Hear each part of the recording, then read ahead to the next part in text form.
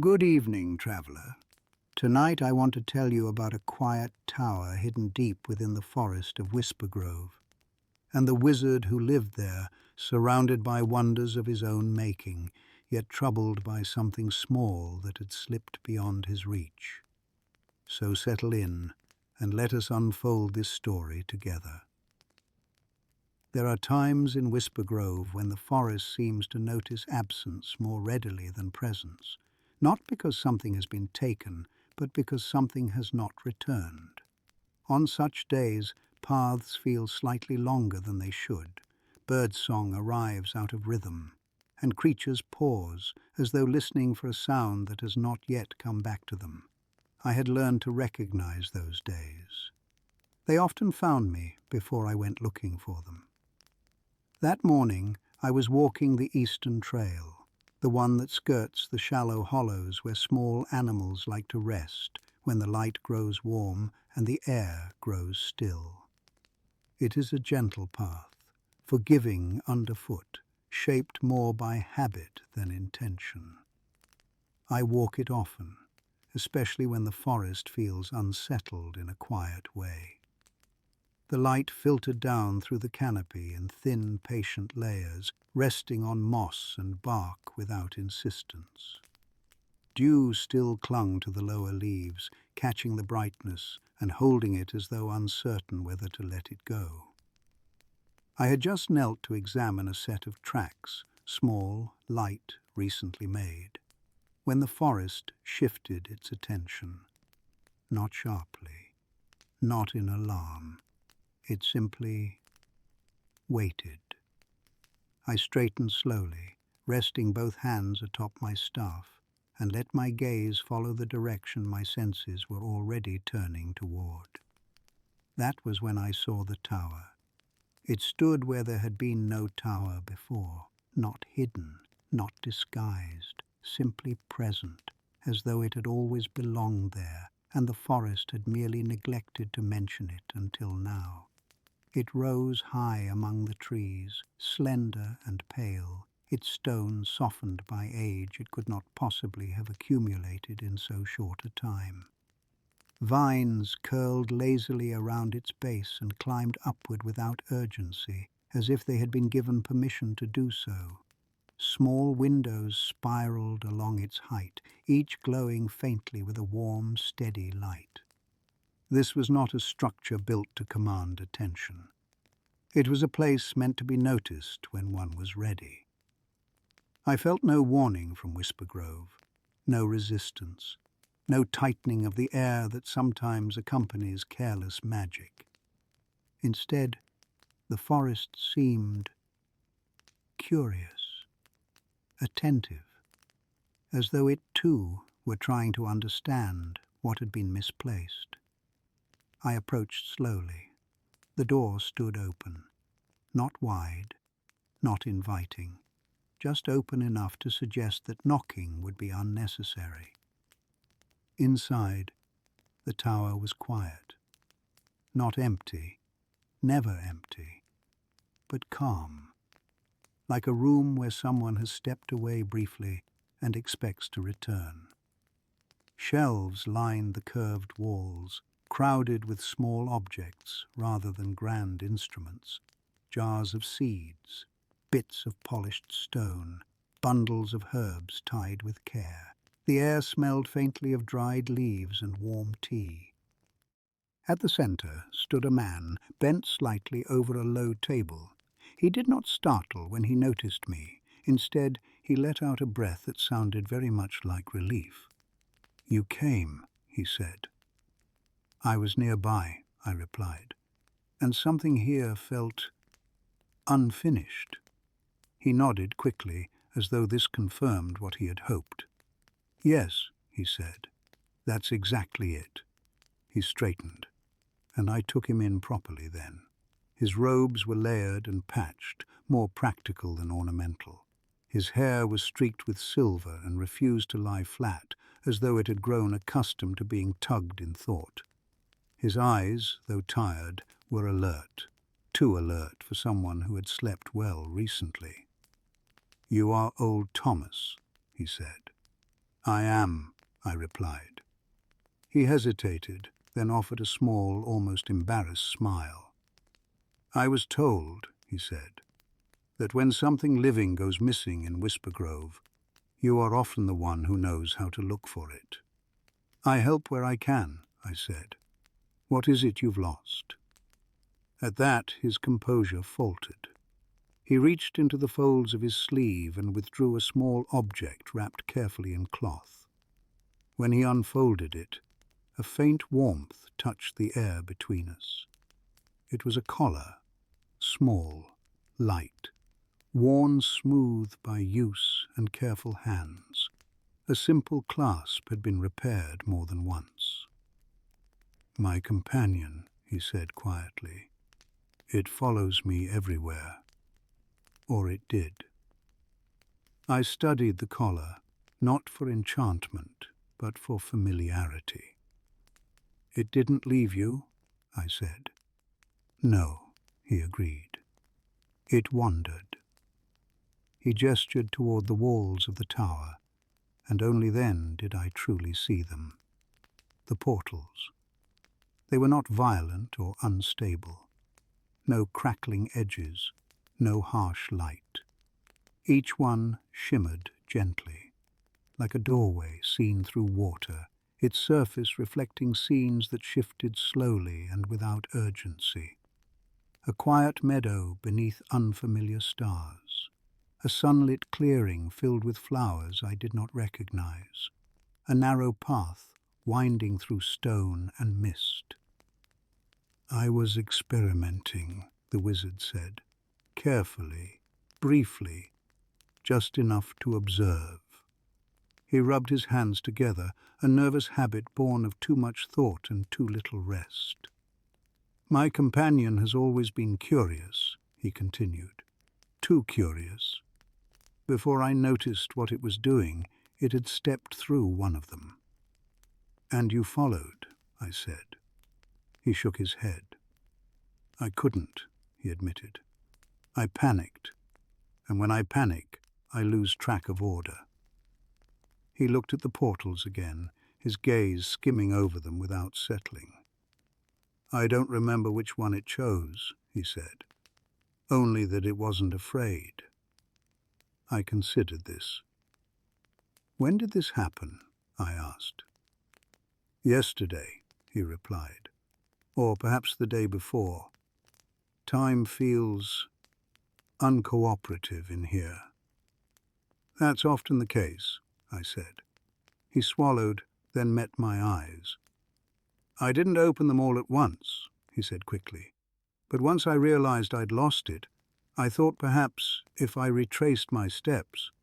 You opened too many doors, I finished. He nodded, ashamed. Yes.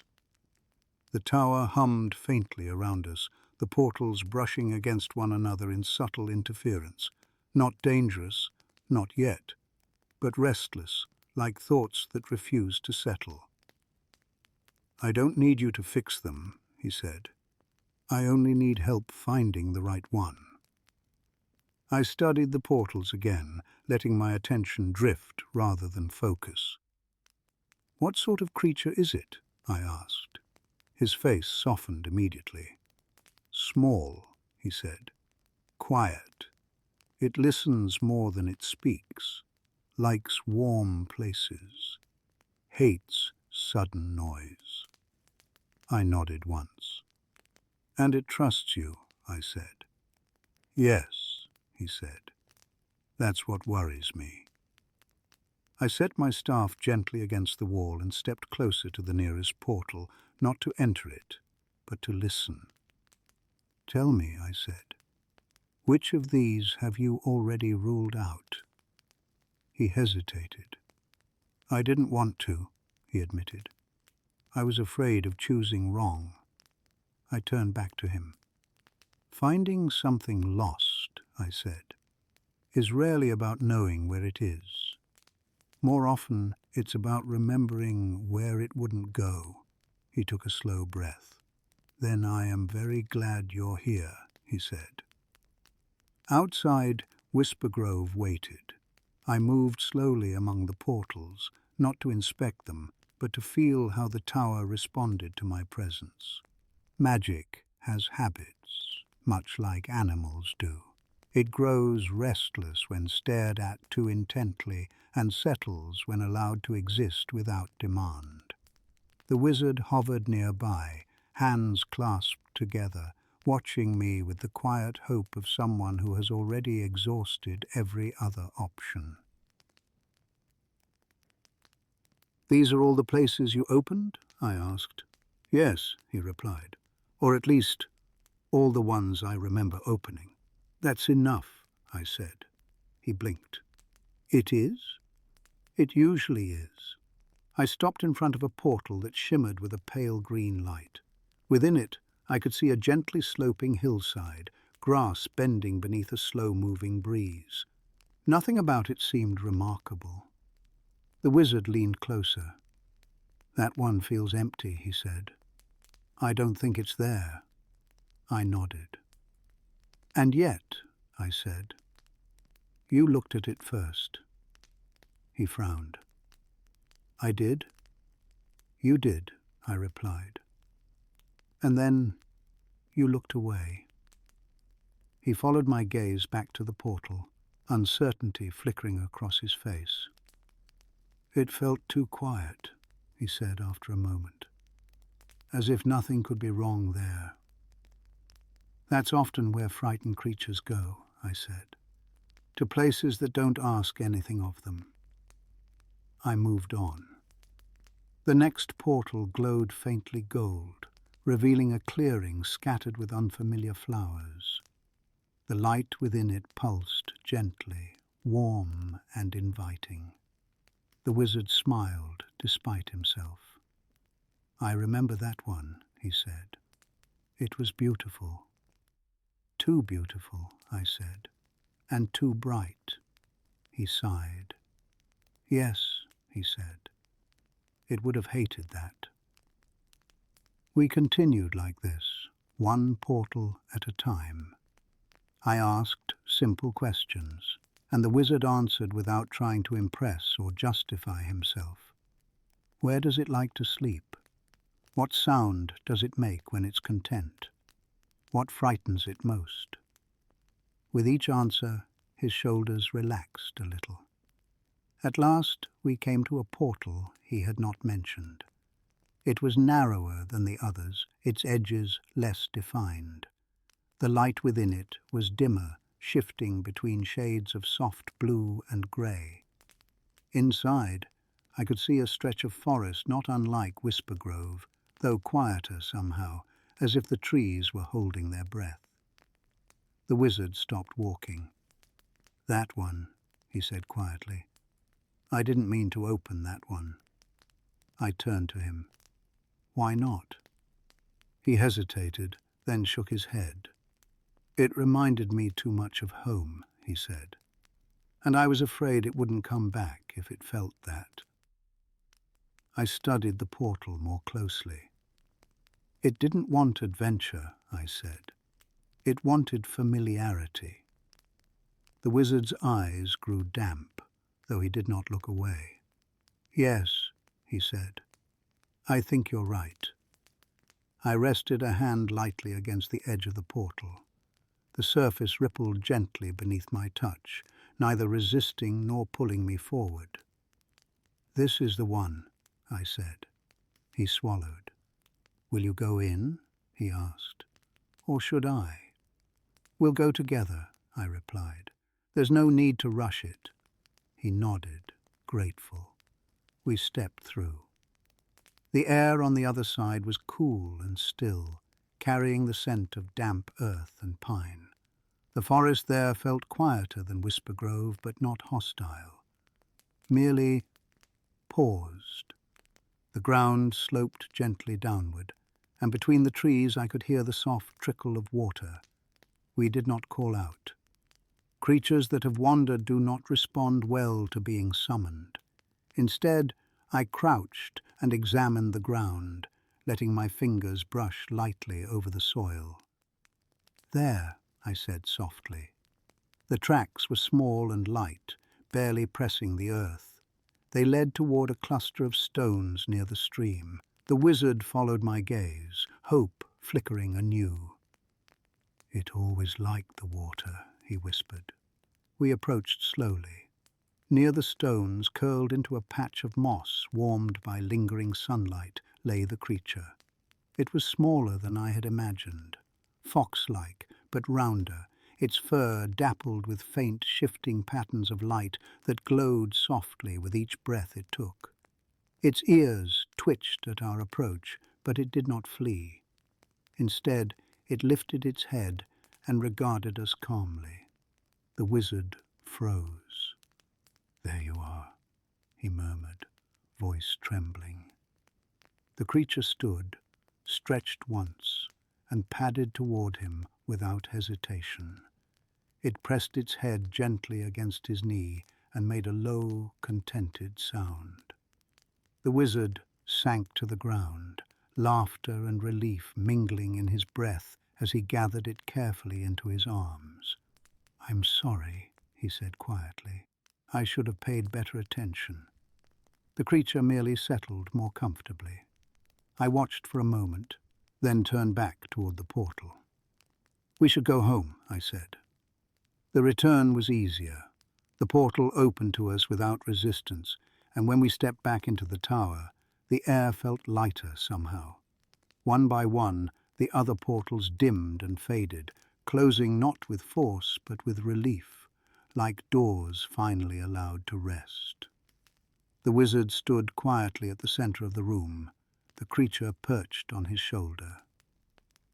"I won't open them again," he said. "Not like this," I agreed. He smiled faintly. "I think I only needed one place to be," he said. Outside, Whispergrove welcomed us back without ceremony. The tower seemed smaller now, content with its purpose fulfilled. The wizard walked with me to the edge of the trees. "Thank you," he said, "for finding what I couldn't." "You knew where it was," I replied. "You just needed help remembering." He nodded, holding his companion close. When I turned back toward the forest, the tower was already beginning to fade into familiarity, becoming just another place one might notice only when the time was right. I resumed my walk, letting the path carry me where it would. In Whispergrove, things are rarely lost forever. They are misplaced, misunderstood, or momentarily out of reach.